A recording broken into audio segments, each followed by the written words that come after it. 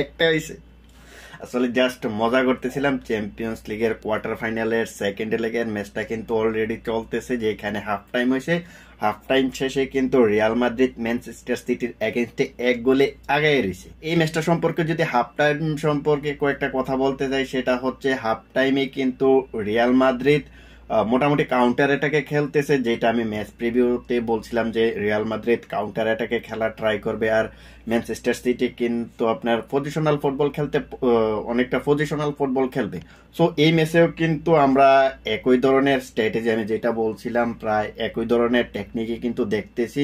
But Real মাদ্রিদের যে সমস্যাটা হচ্ছে, তারা কিন্তু মিডফিল্ড কন্ট্রোল নিতে পারতেছে না। তারা মিডফিল্ডে যে ক্যারি প্রোগ্রেস করে যে আপনার ফরওয়ার্ড রান করবে, ওই জিনিসটা কিন্তু তারা করতে পারতেছে না। সিটি কিন্তু বারবার হাই প্রেসিং করতেছে, প্রেস করতেছে। তারা কিন্তু বলটা দখলে রাখার কিন্তু ট্রাই করতেছে বেশিরভাগ। তো ম্যানচেস্টার সিটির কিন্তু এই ম্যাচে আমি যে জিনিসটা দেখতে পারতেছি, 4টা মিডফিল্ডার কিন্তু তারা খেলাইতেছে, 2টা হচ্ছে আপনার পিভট খেলাইতেছে, আর 2টা আপনার অ্যাটাকিং মিডফিল্ড খেলাইতেছে, আর উইঙ্গার তো আছেই। তো টোটালি আপনার মিডফিল্ডে কিন্তু 4টা প্লেয়ার দেখতে পাইতেছি। আর এই 4টা প্লেয়ারের কাছে রিয়াল মাদ্রিদের যেই 3 ম্যান মিডফিল্ডার, ওরা কিন্তু তেমন একটা সুবিধা করতে পারতেছে না। বাট এখনো পর্যন্ত সবকিছু রিয়াল মাদ্রিদের ফেভারে যাইতেছে। তো আমরা যদি রিয়াল মাদ্রিদের গোলটার কথা বলি, ফার্স্ট গোলটার কথা, সেটা কিন্তু একটা কাউন্টার অ্যাটাকে আসছে, যেখান থেকে আপনার নাসো সম্ভবত একটা লং বল দিছিল, লং বল থেকে ওইটা আপনার ভিনিসিয়াস জুনিয়র অসাধারণভাবে রিসিভ করছে।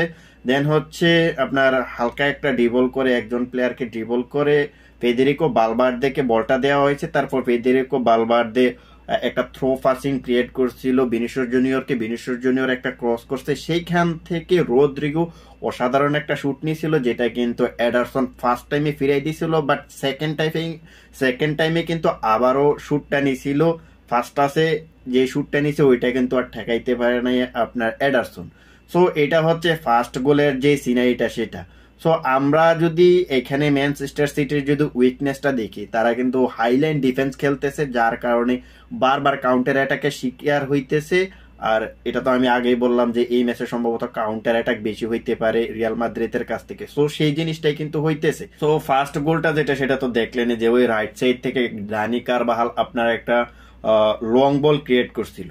সো যে লং বলের কারণে কিন্তু ম্যান সিটির হাইল্যান্ড ডিফেন্সটা কিন্তু একেবারে শেষ হয়ে গিয়েছে। সো ম্যানচেস্টার সিটির যে জিনিসটা দেখলাম, তারা কিন্তু উইং বেস ফুটবল খুব কম খেলতেছে, ডি বক্সের বাইরে থেকে শুট নিতেছে ফার্স্ট লেগের মতো। তো দেখা যাক শেষ পর্যন্ত আসলে ম্যাচটা কি হয়।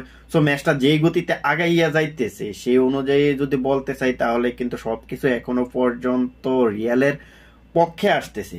সেটা কেন বললাম, সেটা হচ্ছে রদ্রিগো যখন শুটটা নিল, সেটা যখন এডারসন ফিরাই দিল, তারপর সেখান থেকে রিবাউন্ড শুটে আবার গোল করলো। সো এটা তো রিয়াল মাদ্রিদের পক্ষে আসলো।